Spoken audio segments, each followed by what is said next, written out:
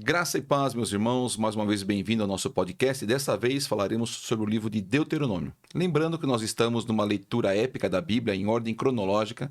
Nós já falamos sobre 5 livros, né? Gênesis, e entramos com Jó no meio desse livro. Falamos sobre Êxodo, Levítico, Números e estamos agora em Deuteronômio. Esse projeto é um projeto da Igreja Batista Central com o apoio dos nossos pastores Edmar, que está coordenando esse evento, e também nosso pastor Hamilton Carlos, que é o presidente da nossa igreja. Para esse bate-papo desse livro, hoje estão aqui com alguns amigos e colegas, né, alguns irmãos da nossa igreja aqui, o Cadu, que está aqui conosco. Olá, muito prazer estar aqui justamente com os nossos amados irmãos participando de mais um podcast, viu? É um privilégio. Pastor Dilson. A graça e a paz, estamos aqui, gratos a Deus, né, por participar desse podcast. Que Deus possa abençoar nossas vidas e a vida dos que também vão assistir. É legal. E o irmão Navarro. Muito bem, somos gratos, né, por essa oportunidade e queremos que o Espírito Santo possa conduzir nossas palavras e alimentar aqueles que vão participar futuramente desse conteúdo. Legal.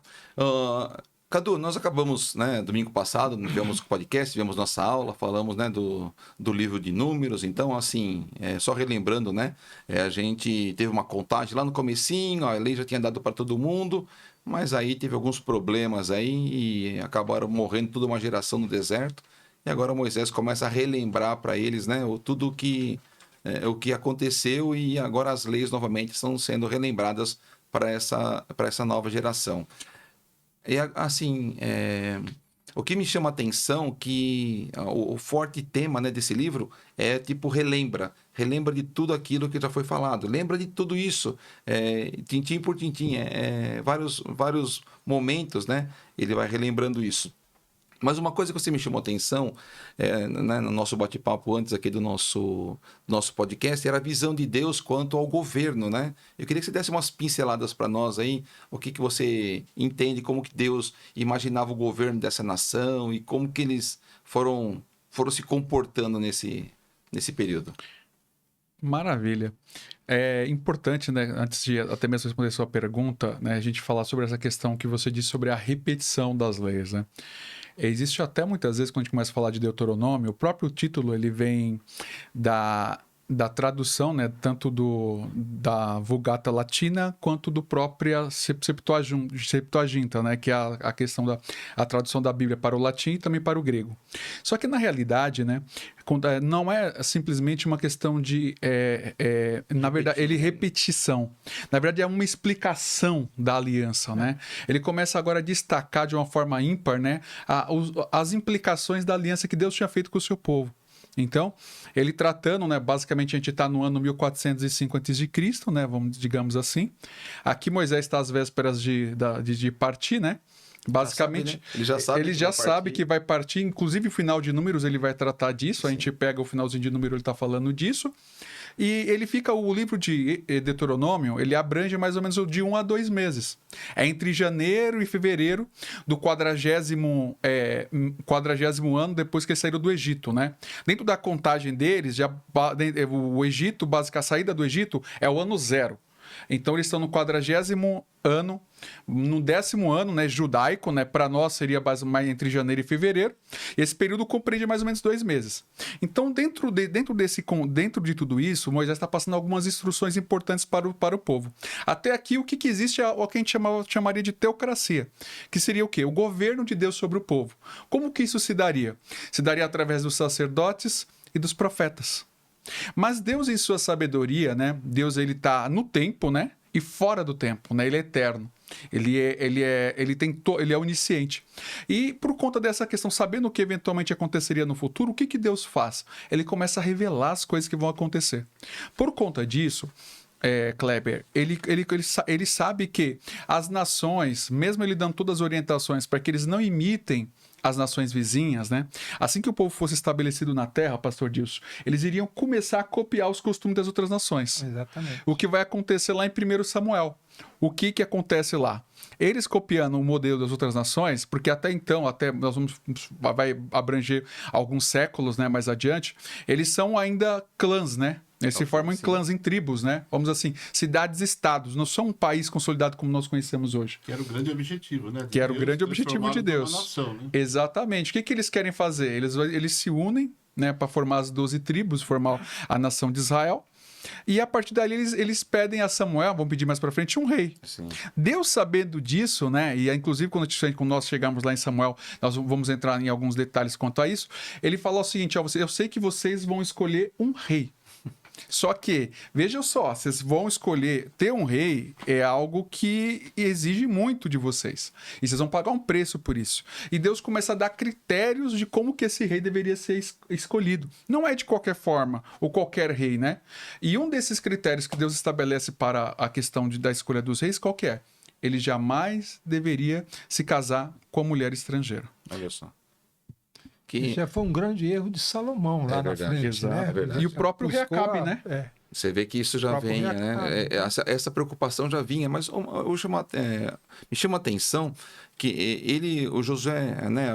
Aliás, o Moisés vai usar uma expressão agora, depois o Josué acho que reforça isso lá no livro dele, da questão dos pais passar os conhecimentos para os filhos. Aparentemente, isso também parece que durante esses 40 anos, né, Cadu? Porque eles sabiam também que iam perecer, né? Eles estavam nesse período, né, pastor Dilson, andando, mas já sabiam que iam morrer. Mas me parece que eles não passaram muito bem as coisas para os filhos, a ponto de Moisés ter que explicar novamente para toda essa geração. Agora, eu queria, assim, o pastor Dilson Navarro, né, o próprio Cadu, nos falasse qual a importância disso, né, de passar isso para os filhos, tanto naquela época quanto nos dias de hoje, né? Isso é legal. Eu vou deixar meus colegas responderem, né? Que eu já estou falando bastante. Mas veja só para esclarecer essa questão, a gente tá tratando de uma essa geração, basicamente, que está aqui, juntamente com que vai adentrar a Terra Prometida, né? Porque eles estão nas planilhas de Moab. É uma geração, Kleber, que tem entre mais ou menos 40 a 60 anos, boa parte deles. Por quê? Alguns poucos deles nasceram no Egito e a maioria deles, né, na verdade, basicamente ou eles nasceram no deserto, né, ou pouquíssimos deles que nasceram no Egito. Então, eles têm mais ou menos 40 a 60 anos de idade, né? E essa turba toda aí, eles viram muitas coisas que aconteceram durante o caminho. Só que Deus quer renovar o pacto. E aí eu vou deixar para os meus colegas explicarem um pouco melhor e destricharem essa questão aí. Qual a importância disso, né, pastor Dilson Navarro? Inclusive, essa palavra é relembrar, ou então assim, olha, não esqueças, tem várias vezes em Deuteronômio, né? Sim. Porque certamente eles já tinham aprendido alguma coisa, mas ainda não era tudo. Sim. Porque a desobediência do povo de Israel parece que era uma coisa reiterada e não parava, entendeu? Quanto mais Deus falava, mais eles desobedeciam, entendeu? Mas agora aqui no capítulo 6, eu vou ler até aqui no capítulo 6 de Deuteronômio, falando assim, olha, ouve, ó Israel, capítulo 6, verso 3, e atenta o que guardes bem e te suceda, e muito te multipliques, como te disse o Senhor teu Deus a teus pais, na terra que mana leite e mel. Ouve, Israel, esta palavra Jesus Cristo também falou lá em Marcos, capítulo de número 12, 29, ouve, Israel, o Senhor nosso Deus é o único Senhor. Amarás, pois, o Senhor teu Deus de todo o teu coração, de toda a tua alma, de todo o teu poder. Estas palavras que hoje te ordeno estarão no teu coração e inculcarás. Isso. É mais do que ensinar, né, pastor? É mais que ensinar. Até pesquisei essa palavra. Inculcarás a teus filhos significa assim, olha, proporás, aconselharás, admoestarás, olha quanta coisa, né? Insuflarás, orientarás, recomendarás a eles. Olha só. Então, tem uma coisa muito forte que Deus estava falando assim, olha, é necessário você ensinar os teus filhos, ele diz aqui ainda, olha, falando delas, assentado em tua casa, andando pelo caminho, deitando-te e também levantando-te, também as atarás por sinal na tua mão, e te serão por testeiras entre os teus olhos, escreverás nos umbrais da tua casa. Olha, mas é uma coisa tremenda. Então, Deus está falando assim, olha, vocês têm que realmente tomar posse dessa obediência, dessa aliança, para que vocês tenham êxito lá na frente. E Deus já estava avisando, Deus estava aconselhando eles. Isso, Deviam porque falar uma isso pros geração, filhos. uma Era geração uma tinha geração perdido nova, já, né, pastor? era uma geração tinha nova. perdido. Moisés, na verdade, ele assumiu isso com grande responsabilidade, né? Com grande Ele se responsabilidade. sentiu no dever de passar, né? Os 3 grandes discursos que ele fez, né? Resgatando tudo aquilo que os pais tinham passado no Egito. Verdade. Era importante que a nova geração, né? Que o Cadu bem colocou, ela tivesse as informações necessárias, habilitadas, né? Para que eles pudessem enfrentar os novos desafios. Né? Exatamente. Como eles não viveram plenamente os desafios do Egito, poderia parecer uma história distante. Mas Moisés, carinhosamente, né, a partir da ordenança de Deus, ele trabalhou essa ideia de uma maneira contumaz, né, de uma maneira muito forte, para que eles tivessem a devida informação e cumprissem, né, o papel deles na terra que seria agora conquistada. Só um detalhe só, você veja a importância de um líder fiel. Sabendo que ia morrer, Deus tinha proibido dele entrar na terra, dele, né, pastor? Mas ele falou, não, mas eu vou fazer o meu papel. Inclusive, lá no capítulo 32 ou 33, ele faz um cântico ainda, antes de partir para o Senhor, olha só.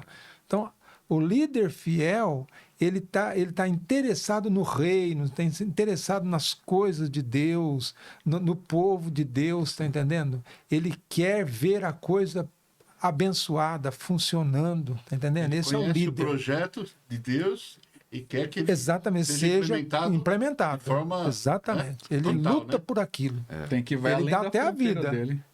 vai até a fronteira. Mas uma coisa assim que me chama muita atenção, e o livro fala várias vezes, me parece, assim, eles tinham Deus tinha uma preocupação muito grande quando eles entrassem as outras nações. Deus tinha uma preocupação muito grande com a idolatria. Né? Deus tinha uma preocupação muito grande, mesmo porque assim, muitos agora deles, como o Cadu falou, né? Não nasceram, não viram muita coisa, talvez, eram novos, mas lá no pé do Sinai já tiveram um desvio muito grande. Né? Cadu, conta para nós um pouco desse desvio e quais eram as preocupações futuras aí. Deus, Moisés, o discurso de Moisés aqui em Deuteronômio se divide em 3 partes, né? A primeira vai do capítulo 1 ao 4, a segunda vai do capítulo 4 ao 44 até mais ou menos lá para o capítulo, perto do capítulo 30, e depois tem a última parte do discurso dele, né? Moisés, quando ele dá esse discurso, ele tem uma primeira preocupação que ele tem é de olhar para o passado. Então, o que Moisés faz? Ele começa a relembrar alguns fatos que ocorreram para que essa geração não repita os mesmos erros que seus pais cometeram. A primeira é justamente relacionada à questão da idolatria. E ele fala sobre o bezerro de ouro. Ele fala, olha o que aconteceu com os pais de vocês. Eles foram lá, cometeram a idolatria. Porque esse povo que quando eles já tinham saído do Egito, né, eles já tinham esses hábitos, né, de idolatria. Sim. Então, eles ficaram um ano lá se tratando, né, para poder largar esses hábitos aí, né, pastor Dilson? Mas o que acabou acontecendo é que eles não largaram de vez, né? Fato é que quando eles estão lá perto do Monte Horebe, tá Moisés lá 40 dias lá em cima, né, com Deus lá, e eles vêm, e pelo que os relatos bíblicos falam, o monte dava a entender que o monte realmente fumegava. Então, trovões, né? Trovões, era um negócio sobrenatural, né? Era amedrontador mesmo, amedrontador. Quando eles falam assim, olha, nós não queremos... Né? Não queremos falar Exato, eles tinham até uma certa razão em relação a isso, porque o negócio era extremamente sério. Agora, o que eles começam a fazer, né? Fato é que em Deuteronômio a gente tem essa revelação que Moisés ficou 40 dias lá em cima, falando com Deus, aí desce com as tábuas da lei, quando desce lá embaixo. A gente vê que Arão, né, ele não foi um líder firme, né, pastor Dilson? Não foi. Ele não foi um líder firme, por conta disso fez o bezerro de ouro. E o que acaba acontecendo é que o povo acaba adorando a ele e tal. E Deus decide, olha, eu vou destruir esse povo, vou acabar com esse povo. Aí Moisés, em Deuteronômio, diz que ele ficou 40 dias prostrado. Imagina, 40 dias buscando a Deus, intercedendo pelo povo, para que Deus perdoasse aquela nação. A gente pode por conta da idolatria. Moisés não só foi um grande profeta, como um grande intercessor do Exatamente, um grande intercessor. Que ele livrou várias vezes. Exatamente. A barra do povo. Ele se colocou na frente ali. O gerenciamento com Deus ali, né? Exatamente. E aí Deus fala, Moisés ele olha para o passado para lembrar, olha, não repitam o mesmo erro que os seus pais cometeram. Porque se existe uma coisa, inclusive foi o que o pastor Dilson, de estar no mesmo capítulo, seja de Deuteronômio, Deus não tolera dividir o nosso coração com qualquer outra coisa. Exatamente. Não é? Às vezes a gente condena, às vezes eventualmente uma imagem de escultura, qualquer coisa do tipo. Mas às vezes nós mesmos podemos construir os nossos ídolos, né? É isso que eu queria entrar, exatamente nisso, Cadu. Assim, o que é idolatria, assim, na visão dos irmãos, né? É só a gente fala um ídolo, né? Mas aí existem programas de televisão que é ídolos também, né? Eu colocaria assim de uma maneira muito direta, que é subverter essa ordem, né? Se a palavra de Deus fala buscai a Deus em primeiro lugar, tudo aquilo que ocupar esse primeiro lugar, que pode Já ser é uma idolatria. o nosso trabalho, os nossos filhos, a nossa família, né? Os nossos bens, está subvertendo, então está representando uma idolatria. Esse é o né? cuidado, né, Navarro, que nós, como cristãos, temos que ter. Às vezes estamos idolatrando alguma coisa sem saber. Sem saber. Entendeu? Sem perceber, entendeu? Tem muitas pessoas que idolatram o filho. Eu conheço pessoas que nasceu o filhinho, ele não quer mostrar o filho para ninguém. Mudou totalmente a vida dele. Não quer mostrar o filho durante 3 meses para ninguém. Tem medo de alguém chegar perto para poder pegar uma doença no filho. Não leva na igreja. Não quer no meio de ninguém. Não quer colocar na Central Kids. Cria uma hiperproteção, hiperproteção. Né? A criança não tem limites para nada. Os pais não corrigem. E o carro também. Uma casa. Dinheiro. A igreja pode ser um ídolo? Pode. Até a própria Bíblia pode se tornar um ídolo. Até a própria Bíblia pode se tornar um ídolo. Assim. Então a gente tem que ter um cuidado, porque Deus ele revela a sua vontade através da Bíblia, né? Mas a gente tem que tomar um determinado cuidado, porque de repente a gente pega e a gente pega e coloca a Bíblia no lugar do próprio Deus. Então tem certos perigos, né? Deus nos dá algumas diretrizes, inclusive a própria Bíblia nos ensina a pedirmos a Deus o auxílio dele, né? Para que ele mostre aquelas faltas que nos são ocultas, para que a gente consiga observar e a gente a partir daí se corrigir, né? Porque os ídolos modernos hoje não são mais imagens de... Exato. A gente não são mais imagens de escultura. Não. Você quer saber se realmente a gente constitui ídolos? Vamos olhar nossas redes sociais. Como é que a gente aparece lá costumeiramente, né, pastor Dilson? Será que a gente é um culto, nós somos extremamente narcisistas? Não é? Isso é uma questão. Será que de repente a gente não está cultuando a nós mesmos, né? É aquilo que a gente chama de egocentrismo. Né? Eu sou o centro das coisas. Então, hoje, lá, o pessoal adorou no passado o bezerro de ouro. E hoje, quem que nós estamos adorando? Às vezes nós achamos que estamos adorando a Deus, mas estamos adorando o dinheiro e uma série de outras coisas que nós constituímos os nossos ídolos. É como... quando nós voltamos um pouco para Gênesis, né? Raquel, ela rouba um ídolo do lar, né? Que era do seu pai Labão, né? É um ídolo pequeno, ela esconde no meio das suas coisas. Ninguém vê, ninguém sabe. Só ela sabe.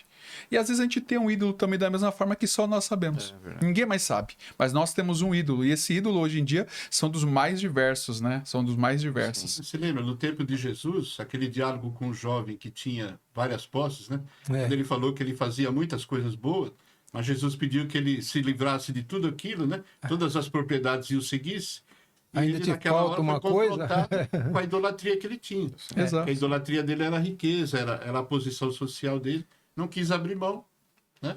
Mas agora eu vejo aqui, a gente viu aqui, acho que no capítulo 6, até está aberto aqui na minha Bíblia, que ele fala que é o grande mandamento, que é amar a Deus. Me parece que essa é a dica, ou é o caminho que Deus dá para eles para fugir dessa idolatria.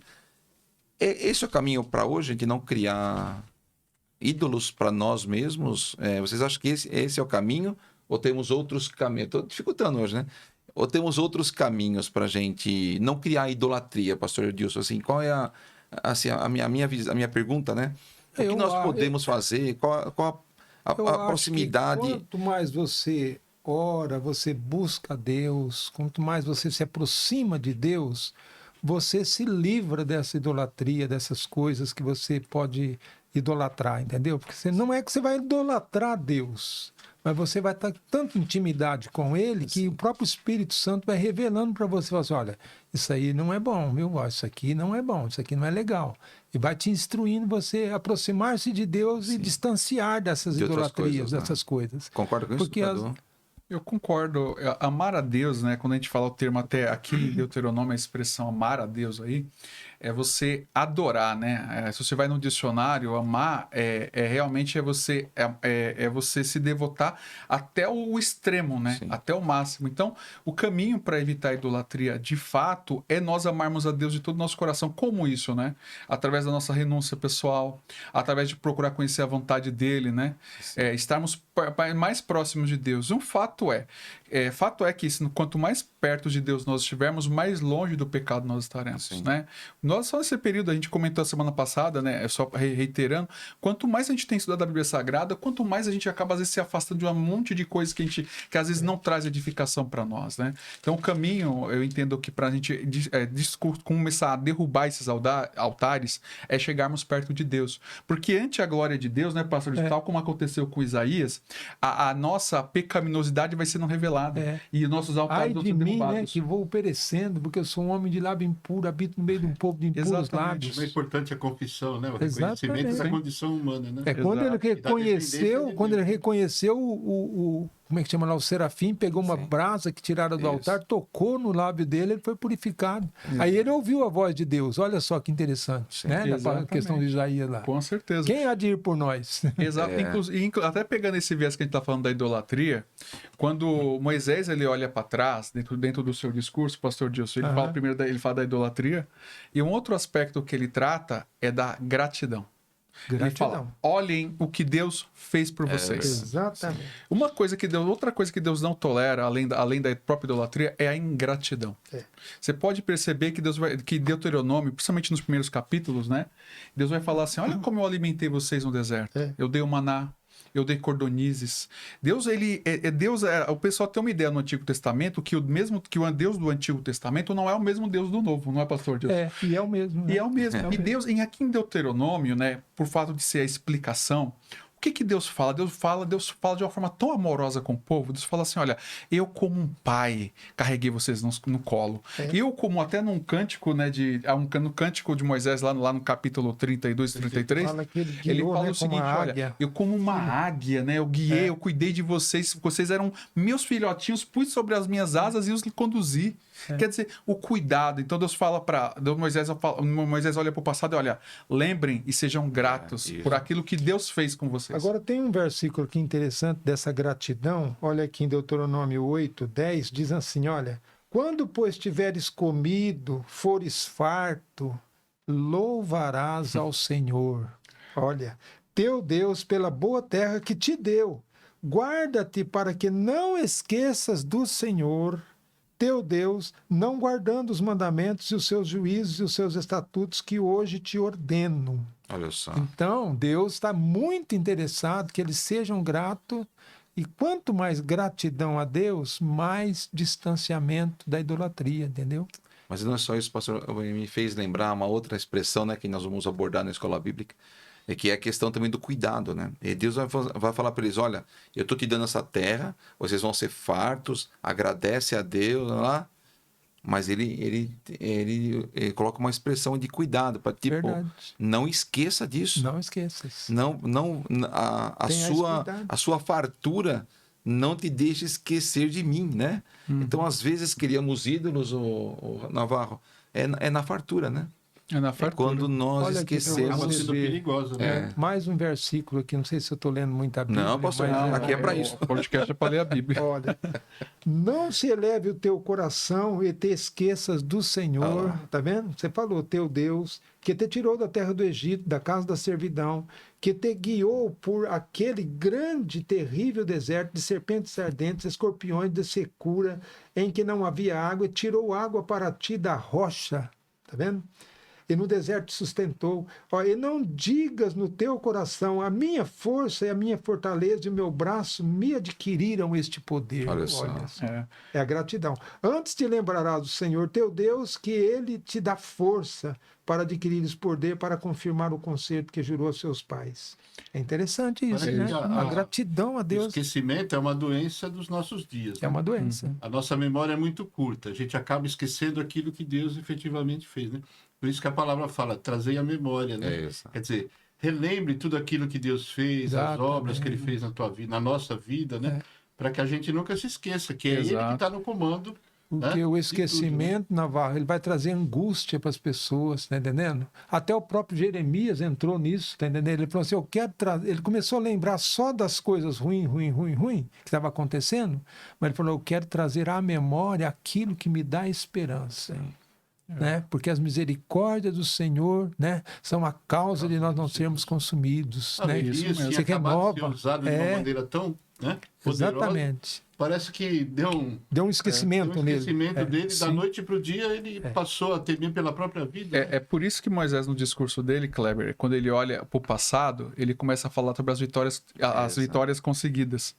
Ele começa a contar, vocês lembram? Olha, que vocês acabaram de conseguir vencer o rei, acho que foi o rei Og, não me lembro o nome do rei, e conseguiram tomar 60 cidades deles. Vocês lembram que vocês conseguiram isso? Conseguiram batalhar e conseguiram tudo isso?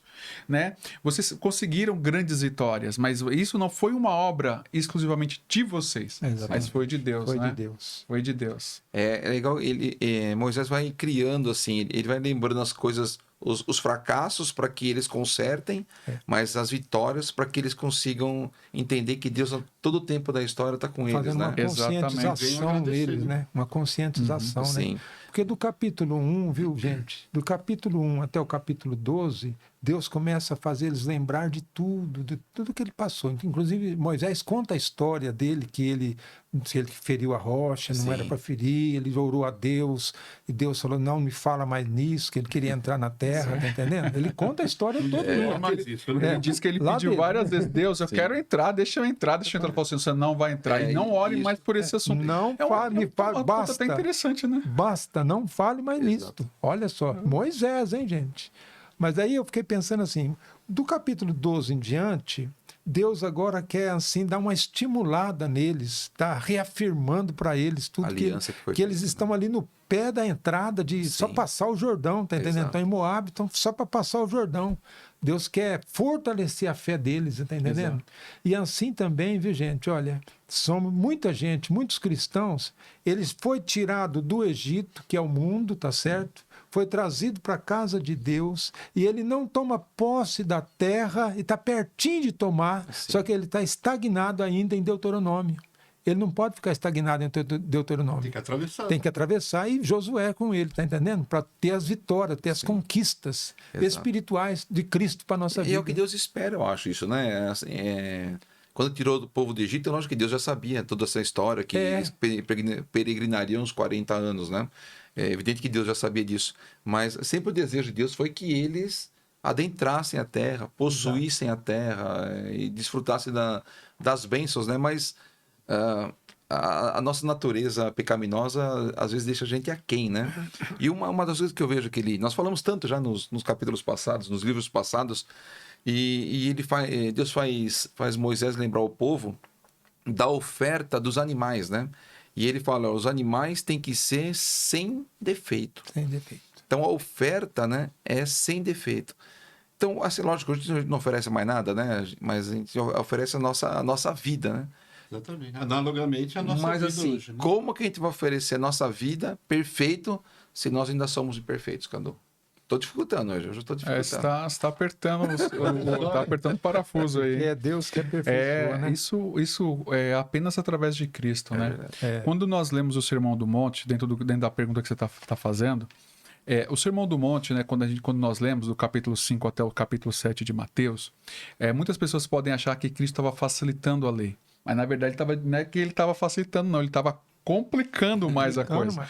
Porque até ali, para adulterar com a mulher, o homem tinha que ser casado e o ato físico, né? Aí Jesus vem, né? Aí a gente vai tratar isso um pouco mais para frente, né? Ele fala assim, Moisés disse que deveria ser assim. Agora, eu, todavia, digo que se você olhar e com o seu coração você imaginar, você já cometeu o pecado. Então, assim, dentro de um cenário como esse, parece-nos impossível, Kleber, nós imperfeitos podermos servir a Deus de forma perfeita. Nós que somos, assim, vamos dizer assim, profanos, impuros, servimos um Deus tão puro e tão santo, né? Conforme nós já vimos em Levítico. Sim. Só que Deus, em sua graça e misericórdia, através do sacrifício de Cristo, né? Quando nós aceitamos a Ele e nós procuramos estar diante dele, através desse sacrifício nós somos transformados. E como está lá em Filipenses capítulo 1, acho que é versículo 6 ou 16, o pastor Dilson está aqui, a nossa enciclopédia, ele pode confirmar para mim. Capítulo 1, como? Filipenses 1,6. Diz assim, aquele que começou a boa obra, a completará até o dia do Senhor. Até o dia de Cristo. Ou seja, nós somos uma obra em constante transformação. Então, nós sendo imperfeitos, o Espírito Santo que nos foi dado vai trabalhar todos os dias na nossa mente, no nosso coração, nos transformando para que sejamos o que cada dia pessoas não melhores, mas transformadas, no sentido de hoje eu nasci, hoje eu acordei, melhor do que ontem. Amanhã eu vou acordar melhor do que hoje. E a Bíblia diz que a vereda do justo é como a luz da aurora que vai brilhando mais e mais até ser dia perfeito. Sim. Nunca seremos perfeitos, né? Mas nós temos um processo. É um processo. É a salvação, né? Fomos salvos no passado, no presente e no futuro, não é? É o que eu entendo. Nós fomos salvos, estamos sendo salvos e seremos salvos. Exatamente. Por isso que a Bíblia fala, vossa salvação está mais perto de vós do que quando você aceitou a Cristo. Por isso que eu acho que essa visão, é dia a dia, né? É dia a dia. É o dia a dia. Acho que essa questão dos animais, né? Que para nós hoje seria que a gente deve sempre apresentar a Deus o melhor que a gente pode hoje, né, pastor? Exatamente. E hoje tem que ser melhor do que ontem, como você falou, né, Cadu? Então tem que se comparar conosco mesmo, por isso né? Que lá em Malaquias pega forte nessa parte, né, sobre os dízimos. Quem roubará, né, o homem a Deus, né? Como é que vocês dizem que roubará, né? Porque o roubo, na verdade, é diferente do furto. Deus não falou em quem furtarás, porque o furto, né, você sabe, você é advogado, o furto é quando chega lá, olha, eu pego essa caneta do Cadu aqui, olha, e ele não viu. Ele não viu. Tá? Mas quando eu pego e ele está olhando, já não é mais furto, é um roubo. Então, por isso que Deus falou lá, ó, em quem roubarás o homem a Deus? Porque Deus está vendo a tua oferta, o teu dízimo, se você pode realmente dar aquilo. É a fidelidade. A fidelidade. É o ato da pessoa que ele tá fazendo a coisa de forma consciente. Uma coisa é quando a gente tem um pecado, né, que inclusive tinha ofertas desse tipo, ofertas daqueles pecados que as pessoas nem sabiam que tinha pecado. Sim. Não é? Involuntário. Né? Pecado involuntário. Agora, outra coisa é quando você peca, você comete o ato de forma totalmente consciente e deliberada. Você queria e tinha prazer em fazer aquilo. Verdade. Não é? Então, é uma coisa assim que, para quando a gente começa a conversar, adentrar muito o assunto, né? Como que Deus ele quer que realmente nós nos ofereçamos e tenhamos uma vida realmente transformada, valorizando o sacrifício de Cristo, né? Quando ele fala, Paulo fala lá aos Romanos, quando ele fala sobre a questão da justificação, a questão do pecado, ele fala assim, olha, não é porque a graça em vocês está superabundando, né? O que onde abundou o pecado, superabundou a graça, acho que capítulo 6, 23, né, pastor Dilson? Isso aí. Ele diz assim, não é por conta disso que vocês vão dar ocasião ao pecado, hein? Não vão tornar o sacrifício de Cristo ele em vão, ou invalidar o sacrifício dele em relação a vós. Então, quer dizer, na verdade, a gente tem que fazer o que Paulo falava, inclusive, acho que é Romanos ou Coríntios, ele usa a expressão, eu morro a cada dia. É verdade. Quer dizer, a gente está morrendo cada dia mais para o pecado, né? A jornada é diária, né? A jornada é diária.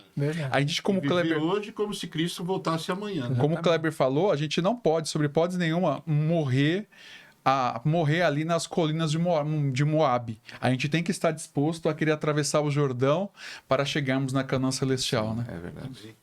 É verdade. E a Bíblia fala lá, né, que o salário do pecado é a morte, mas o dom gratuito de Deus é a vida eterna. Sim. A Bíblia também fala lá em 1 João, fala assim, olha, aquele que é nascido de Deus, né, não vive na prática do pecado. Exato. Entendeu? Então ele não tem alegria de pecar, ele tem a prazer de viver para Deus, de estar reservado para Deus. Curiosamente, né, nesse período que eles estão no deserto, o Velho Testamento inteiro praticamente, eles não têm essa visão, né, do Espírito Santo, eles não têm essa ideia, né? Nós, graças a Deus, estamos numa outra dispensação. Somos privilegiados. A gente tem mais do que privilegiados. Mas você vê que o Velho Testamento ele vai todo apontando para essas características que nós temos hoje, né? Então, quando você vê do sacrifício e tudo, né, a gente vai vendo que vai direcionando para os nossos dias. Deus deu muito mais condições para nós servir a Ele no tempo de hoje, né? Durante todo esse tempo, Deus deu mais do que para os israelitas. Nós Com temos certeza. muito mais,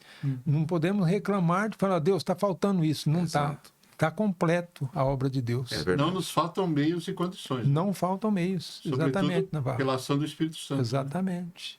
É muito interessante, mas assim, eu queria também agora que o Cadu nos ajudasse aqui. Cadu é bem especialista nisso. O livro de Deuteronômio também tem uma visão cristológica também, né? Todos os livros do Velho Testamento apontam para Jesus, né? Sim. Mas Deuteronômio também tem suas características que apontam para ele. Eu queria que você nos ajudasse aí, Cadu, nesse assunto. Eu sei que tem uma passagem que está em Deuteronômio que Deus levantaria um profeta. Isso, no capítulo 18. Assim, ele fala assim como eu, né? Se não me engano, isso que ele fala. Deus vai levantar um profeta assim como eu. Mas lá no Novo Testamento, a gente vai ver que, acho que o próprio Jesus fala que não houve nenhum profeta como João Batista. Então, assim, ele meio que... Ele fala que vai ter um profeta igual a ele, né? Então, me parece que está remetendo a Jesus, mas lá na frente ele fala que existe um profeta como João Batista, né? Não posso falar? Eu entendo que quando Jesus falou assim que não há profeta maior do que João Batista, sabe por quê? João Batista ele fez o intermédio entre a lei e a graça. Nenhum dos profetas tiveram esse privilégio de fazer esse intermédio, de ver a lei e de viver a graça. Exato. Entendeu? Uma ponte, né? Fez uma ponte. Então, por isso que Jesus falou assim, não há profeta maior do que João Batista. Tá entendendo? Então, aqui, nessa questão. Referente à questão do profeta, quando a gente olha para a questão da cristologia aqui, basicamente do livro de Deuteronômio, antes até mesmo a gente vai entrar nesse assunto, esse livro aqui ele revela muitas questões sobre a questão da natureza e dos atributos morais de Deus, né? A questão da benevolência, a questão do amor, a questão até mesmo da santidade de Deus e de vários outros atributos do próprio Deus, inclusive pegando a sabedoria, da justiça. Da sabedoria. Quando a gente pegando o viés do capítulo 6 de Deuteronômio, quando o pastor Dilson lá leu o capítulo 6, falou assim que o Senhor é o único Deus, né? A palavra ali, único, né? Na verdade, no hebraico tem duas palavras hebraicas para esse tipo de expressão, né? Entre elas, quando você está se referindo a palavra seria no português, e um outro termo que se referia a uma unidade composta. Quer dizer, o único Deus, né? Está se referindo à trindade, basicamente, ali. Agora, aqui pegando todo esse viés dessa volta aqui para poder chegar, porque a gente já falou, você falou do Espírito Santo. Sim. Aí falamos de Deus Pai, né? Está se revelando aqui. E Jesus Cristo, que também é o próprio Deus, que é a cristologia de Jesus, né? Pegando esse viés para poder falar da trindade. Chegando aqui, no capítulo 18, 15, quando fala assim, olha, Moisés, ele olhando para o futuro agora, né? Ele olha para o passado. Agora ele olha para o futuro. Nós falamos sobre a questão dos reis e ele fala aqui sobre essa questão, Kleber, que Deus vai levantar alguém semelhante a ele. Sim. Agora, antes de a gente ler esse texto, capítulo 34 do próprio Deuteronômio, diz assim, lá no versículo de número 10, e nunca mais se levantou em Israel profeta algum como Moisés, a quem o Senhor conhecera face a face, nem semelhante em todos os sinais e maravilhas que o Senhor o enviou para fazer na terra do Egito, a Faraó e a todos os seus servos e a toda a sua terra, e em toda a mão forte e em todo o espanto grande que operou Moisés aos olhos de todo Israel. Veja, um profeta semelhante a ele. Não teve, né? Não teve. Mas quando nós vamos no Novo Testamento, a gente percebe que quando ele refere-se a isso, ele está falando sobre o próprio Cristo. Sim. Porque quando nós temos vários episódios na Bíblia, fala assim, olha, esse era o profeta que nós esperamos. Né? Até mesmo João Batista manda perguntar para ele sobre isso, né? Peraí, quem é você na verdade? Você é aquele que que estávamos esperando ou a gente tem que esperar outro? Né? Tem até uma cena do The Chosen que é muito legal, da série onde os discípulos de João Batista vão perguntar para Jesus. Aí ele fala assim, responda para ele, que os cegos estão vendo, que os surdos estão ouvindo, que os paralíticos estão andando e até os mortos estão ressuscitando. Quer dizer, os sinais, os profetas semelhante a Moisés. Está apontando diretamente para Cristo aqui. Então, ou seja, quando ele fala de outro profeta, embora a gente tenha classificado o João Batista até como um profeta maior, mas aquele que fez os sinais como Moisés fez e que falava com Deus face a face era o Jesus. Além disso, não querendo cortar, pastor, disso, só brevemente. Moisés, ele era o quê? Vamos entre aspas, ele era o rei, ele era o sacerdote, ele também era o profeta. Jesus, o que ele é? Ele é o rei dos reis. Ele é o sacerdote perfeito, né? Inclusive, em Hebreus trata bem disso. E ele também é quem? O profeta. O sacerdote, profeta e o rei. É interessante que aqui, olha, quando você lê o capítulo 18, verso 15, fala assim, olha, o Senhor teu Deus te despertará um profeta do meio de ti, de teus irmãos. Quer dizer assim, seria judeu também. Sim. Tá certo? É da sua terra. Ele falou, como eu, a ele ouvirás. É interessante, sabe por quê? O próprio Deus apresentou Jesus como que todos deveriam ouvir ele, sabe por quê? Lá no Monte da Transfiguração, quando a voz de Deus apareceu na nuvem lá, a voz de Deus diz assim, olha, este é o meu filho amado, em quem me comprazo, a ele ouvir. Pode ouvir ele, falando assim, ele tem os verdadeiros conselhos para vocês. Ele tem o conselho da vida eterna para vocês. Tem credibilidade, né? Ele tem credibilidade. Ele vai falar na unção do Espírito. E aí você vai vendo lá para Lucas, você vai ver lá que o Espírito do Senhor é sobre mim, tal, ungido, tal, para pregar o Evangelho, tá entendendo? Aí chega uma hora que ele falou assim, olha, que eles rejeitaram essa palavra dele, ele falou assim, nenhum profeta é bem recebido na sua própria casa. Sim. Tá entendendo? Exatamente. Então, ele chamou ele de profeta já, tá vendo? E sem dizer, se Deus chamou ele de profeta, ele mesmo chamou ele de profeta, e o povo também chamou, né? Que nem você falou. Chamou. Quando Jesus ressuscitou o filho da mulher, da viúva lá, que morava em Naim, o que aconteceu? O povo falou assim, olha, um grande profeta se levantou entre nós e Deus visitou o seu povo e glorificavam a Deus pela ressurreição Cumprimento, do menino. né? Cumprimento. Porque a ideia do Messias que viria está aqui relacionada a Deuteronômio, né? Exatamente. Ao que nós acabamos de ler. Exatamente. Sim. Coisa linda, né? Deus legal. vai trabalhando. Deus olhando para o futuro, né? E existe, né, Cadu, uma própria expressão, né, de Jesus, acho que 2 até expressões que ele usa lá quando ele foi ser tentado no deserto, ele usa expressões que estão em Deuteronômio. Né? Ele usa... O livro de Deuteronômio é um dos livros mais citados lá no Novo Testamento, né? Inclusive, Deuteronômio ele vai ser a régua que vai julgar Israel durante todo o período de Josué para frente. Israel vai ser levado para o cativeiro, vai passar pelas dificuldades que ele vai passar. Tudo por isso, por quê? Porque ele não seguiu as determinações que estão constantes em Deuteronômio. E Jesus, quando vai vencer o maligno, o que ele cita? Ele cita, nem só de pão viverá o homem, mas de toda palavra que procede de Deus. Onde que está isso? Deuteronômio, capítulo 8, versículo 3. Sim. É quando ele diz assim, somente é o Senhor teu, quando o diabo chega e fala assim, olha, eu vou te dar todos os reinos do mundo, né? O diabo, pai da mentira, mentindo pro próprio Deus. Já pensou uma coisa dessa? O pessoal diz que o diabo não mente, né? Ele mentindo pro próprio Deus, né? Oferecendo para aquele que era o dono de tudo aquilo que já lhe pertencia. Aí Jesus fala para ele, olha, está escrito, somente ao Senhor teu Deus adorarás e somente a ele servirás. Quer dizer, isso está escrito aonde? Deuteronômio também. Deuteronômio 6,13, viu? É essa passagem aí.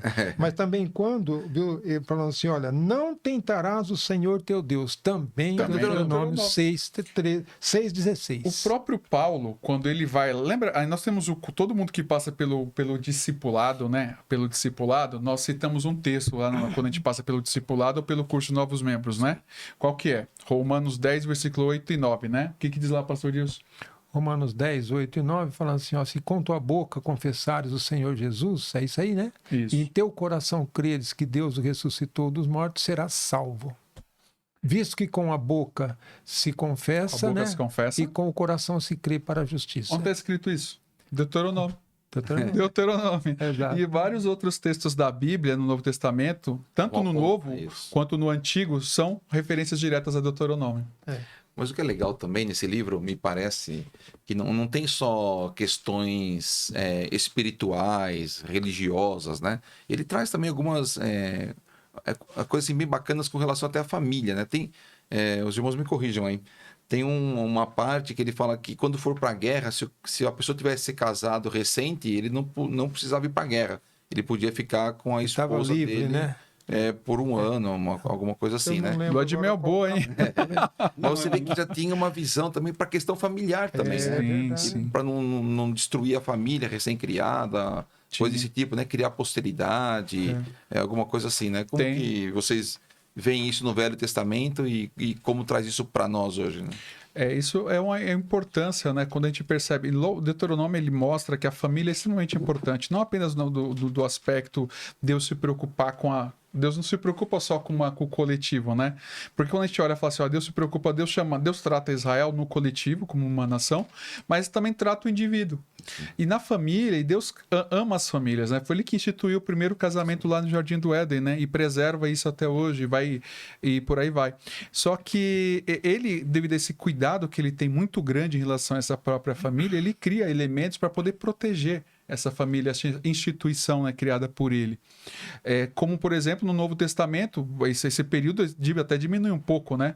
Mas continua se instigando essa questão de proteger, de guardar, de valor, de pegar o ambiente familiar ser um ambiente, né? De proteção, de cura, bênção, né? De bênção, né? Praticamente, né, pastor? Verdade. É de preservação de valores, né? Exatamente. É o ponto-chave de Deuteronômio, né? Porque famílias bem estabelecidas, estruturadas, vai ser igrejas também estruturadas. Isso, uma nação bem estruturada. A própria sociedade. Será reflete na sociedade. Reflete na sociedade. Eu me preocupa muito hoje as pessoas acharem que a escola, seja pública ou particular, vai ensinar uma criança as lições básicas, né? Vai ensinar a criança o respeito, o amor ao próximo, educação, porque na verdade o papel da escola, qualquer secular, né? Justamente assim como a escola bíblica também não tem responsabilidade de ensinar os filhos, né? Vai passar alguns preceitos, com certeza, da palavra de Deus, mas a responsabilidade da educação, de conhecer a Deus, é no ambiente do lar. Sim. Inclusive, o Deuteronômio trata bem isso, né? Conforme nós já lemos no capítulo 6. Inculcarás. Ou seja, você vai pegar, onde ele olhar dentro da sua casa, ele vai lembrar que Deus, que um dia vai fazer referência a Deus de alguma forma. Então, essa é uma responsabilidade dentro desse ambiente, né? Sim. Deus tem um carinho, uma preocupação muito grande com a família, né? Ele fala várias vezes, né? A família que pode eventualmente se desestruturar, por exemplo, no caso da viuvez, né? O que deve acontecer no caso da mulher viúva, do filho quando ele é rebelde, né? A correção do filho, podendo até em alguns casos, né? Até mesmo ele ser apedrejado no antigo Israel. Está em Deuteronômio. Está em Deuteronômio. Se o filho for contumaz lá, se levar lá diante dos anciãos, ele poderia ser apedrejado. Apedrejado até que morra, para tirar o mal do meio do povo. A rebeldia também para Deus é algo assim que não... Deus não olha com bons olhos, na verdade, né? E isso em qualquer aspecto, né? Dentro da família, dentro em qualquer lugar da sociedade. E dentro da família, principalmente, é uma quebra de mandamento, né? O primeiro mandamento com promessa qual que é? Honrarás, pois, ao teu pai e à tua mãe para que se prolonguem os teus dias na terra. Se a gente observar, né, pastor, isso, algumas histórias que a gente ouve por aí, quantos filhos que morreram jovens por conta até mesmo da rebeldia, da rebelião, não houve conselhos, a admoestação, né? Provérbios fala, né, constantemente que o filho sábio, ele vai se dobrar ante, né, a repreensão, mas o filho rebelde, ele realmente ele vai sofrer muito. É isso aí. Mas e outras leis também foram colocadas, né? Recolocadas às vezes, né, para esse povo, para que quando eles entrassem na terra, eles não fossem injustos com os seus escravos, com os estrangeiros. Sim. Aí você vai arrumar polêmica, Kleber. Você falar de uma coisa dessa aqui no podcast, você vai dividir todo mundo. Porque quando o Kleber fala isso, irmãos, nós estamos falando sobre a questão dos direitos sociais. E, irmãos, não é partido de direita ou de esquerda quando nós falamos disso. Nós estamos falando o seguinte, que Deus tinha uma preocupação em relação às viúvas, aos pobres e aos estrangeiros. Né? E até, inclusive, quando Jesus fala assim, os pobres vocês sempre vão ter no meio de vocês, está em Deuteronômio também. Está em Deuteronômio também. Então, Deus tinha uma preocupação. Inclusive, um outro agente balizador que vai mandar fazer com que Israel no futuro vá para o cativeiro é porque eles negligenciam a situação da viúva, do pobre e do estrangeiro. Né? Então, pesou muito isso. Pesou muito porque Deus percebe que a perversidade, a ganância dos líderes tá tão de uma forma, a corrupção tá tão generalizada na terra que Deus vai punir essa nação, né? E Deus tem uma preocupação muito grande em relação a eles. Assim como a gente acha que Deus não se preocupa, Deus se preocupa que ele cria para aquela nação leis para poder fazer com que essas pessoas menos favorecidas sejam assistidas. Exato. Mas essa é uma questão muito importante, né? Nós estamos falando que o governo é teocrático, então, ou seja, não tem rei, não tem governador, não tem prefeito, não tem quem fica fazendo lei em nome de rua como nós temos hoje, né? Não existe quem manda, né? É um governo único. Deus deu a receita e vai nessa aí. Mas aí explica aí, irmãos, como que a viúva e se não tem... O levita não ia ter terra, ele ia ficar comendo das ofertas e tal. Então essa oferta não era para as viúvas, para os pobres, não era... essa oferta era para os levitas, correto? Correto. Como que essas pessoas se manteriam numa sociedade também... Se não tem nenhum fundo assistencial para elas, né? Não tem um LOAS, não tem a lei orgânica da sociedade. Mas Deus sempre socorreu. Você pode observar lá também no Antigo Testamento, lá quando Eliseu, né? O Eliseu, o Elias ali, Deus socorrendo aquelas viúvas ali, né? Na época de Cristo, Jesus socorrendo as viúvas. Depois Paulo aconselha sobre as viúvas. Sim. Então a Bíblia inteira ela vai tratando nessa Era um cuidado de Deus, né? É um cuidado de Deus, né? E como, Cadu, como que eles iam... Como que essa turma ia se virar se não tinha nenhum vale-pão, nenhum vale... que não tinha nenhum vale-vinho. Não tinha nada. Um assistencialismo. Vai Navarro, passo para você essa bola, viu? Mas a igreja também, quando iniciou lá em Atos do Apóstolo, no capítulo 6, instituiu os diáconos para quê? Para cuidar das viúvas, dessa turma também, entendeu? Então, a igreja tem essa responsabilidade com as viúvas. E, inclusive, a nossa igreja também cuida de viúvas, ajuda com cesta básica, ajuda com algumas coisas que precisam, entendeu? Então, realmente é o evangelho, né? O que Cristo quer que a gente...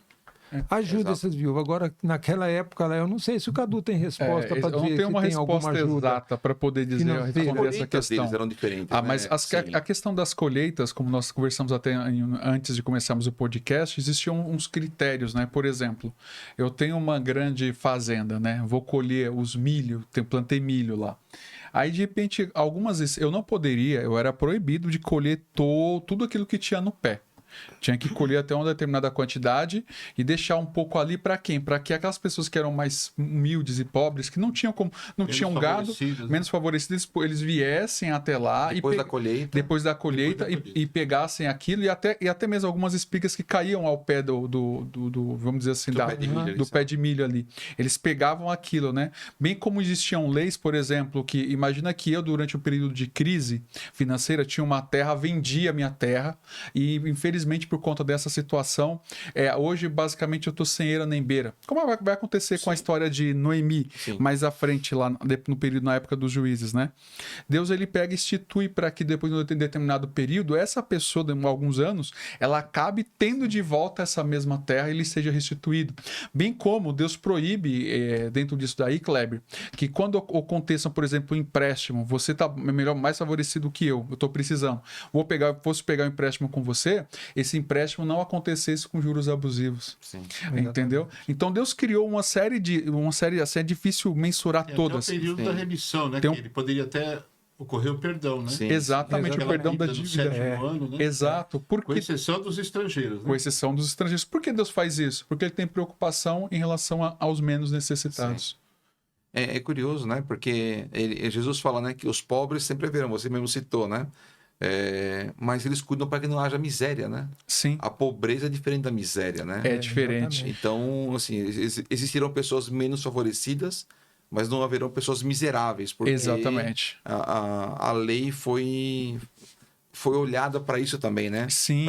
Para ter uma sociedade cuidado, sadia, né? Exato. Não uma sociedade doente. Até no Novo Testamento, me permita, até a própria multiplicação dos pães e dos peixes, né?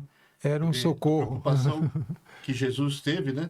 É assistir aqueles menos favorecidos. Estavam se alimentando da palavra, mas era necessário que eles se alimentassem. Eu acho que tem uma expressão no livro de Salmos, um salmo que eu gosto muito, que é o Salmo 37. E o pastor Dilson está aqui, eu falo, eu bato a bola, ele recita o versículo. Salmo 37, 25. O que diz lá, pastor Dilson? Fui moço, E agora hoje sou velho, mas nunca vi o justo desamparado, nem a sua descendência mendigar o pão. Ou seja, existiam pessoas pobres, existiam pessoas menos assistidas, porque nós temos a garantia, Deus nos assegura isso, do pão diário. Né? O pão nosso de cada dia nos dai hoje. Né? Ou seja, o pão diário. E o amanhã? Está nas mãos de Deus. É claro que isso não quer dizer que a gente não vai trabalhar, não vai estudar, se especializar. Mas a gente tem que, na verdade, a gente tem que saber que Deus vai providenciar o necessário. O necessário não quer dizer aquilo que eu quero muito mais. Tem gente que quer muito, né? Na verdade, eu não quero só isso, eu quero muito mais. É como o povo lá no deserto. Mas é a ganância, né? Exatamente, mas a provisão diária Deus vai dar. Por isso que Jesus falou, não vos inquieteis, né? É verdade. Ó, vê os passarinhos aí, ó. Estão se alimentando, nenhum passa fome. Eu cuido deles, né? Eu estou cuidando deles. Imagina vocês não tem mais valor do que o passarinho. Nosso papo hoje, assim, com a morte de Moisés, né?